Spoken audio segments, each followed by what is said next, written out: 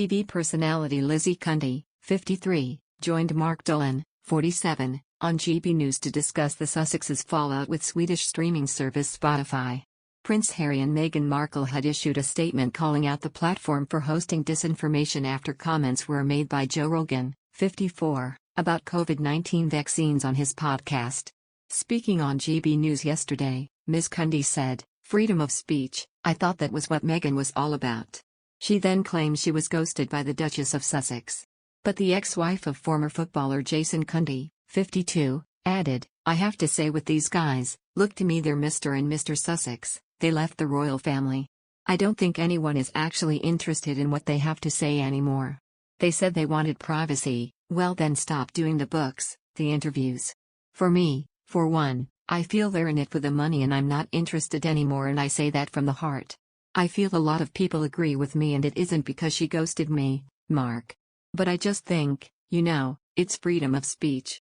We can all talk about how we feel about the vaccine or anything in life." Ms. Cundy's comments come after a spokesperson issued a statement on behalf of the Duke and Duchess. The Archewell spokesperson said, "Since the inception of Archewell, we have worked to address the real-time global misinformation crisis. Hundreds of millions of people are affected by the serious harms of rampant mis and disinformation every day. Last April, our co-founders began expressing concerns to our partners at Spotify about the all-too-real consequences of COVID-19 misinformation on its platform. We have continued to express our concerns to Spotify to ensure changes to its platform are made to help address this public health crisis. We look to Spotify to meet this moment and are committed to continuing our work together as it does."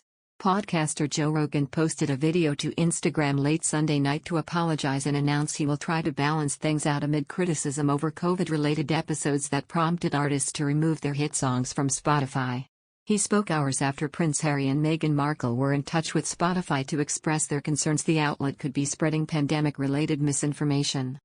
Rogan, 54, was also responding to earlier accusations from musician Neil Young, who claimed his podcasts were spreading COVID misinformation. Rogan said he was only seeking to have conversations with people who have differing opinions.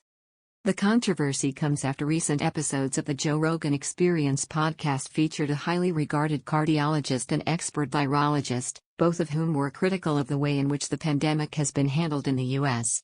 Neil Young and Joni Mitchell removed their music from the streaming giant to protest over its spread of what Young described as deadly misinformation about COVID. Rogan said, "It's a strange responsibility to have this many viewers and listeners. It's nothing that I've prepared for. I'm going to do my best to balance things out. I'm just a person who sits down and talks to people and has conversations with them. I'm interested in telling the truth and finding out what the truth is. I'm very sorry that Neil Young and Joni Mitchell feel that way. I most certainly don't want that."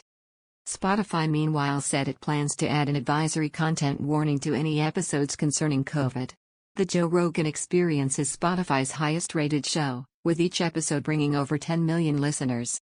Spotify's market value dropped more than $2 billion in the days following Young's announcement, with shares tumbling by around 12%. Spotify chief executive Daniel Ek yesterday laid out plans to introduce more transparent platform rules following Young's statement. But Ek also stressed the importance of free speech and providing a platform which shares differing ideas. "Personally, there are plenty of individuals and views on Spotify that I disagree with strongly," wrote Ek. "It is important to me that we don't take on the position of being content censor while also making sure that there are rules in place and consequences for those who violate them." Ek said that the advisories will link to Spotify's fact-based COVID-19 hub and what he described as a new effort to combat misinformation. Rogan then released a video on Instagram on Sunday evening, expressing his take on the controversy. "I'm not trying to promote misinformation, I'm not trying to be controversial," Rogan said, before pointing out that many facts about COVID which are now widely accepted would have been seen as misinformation just months ago.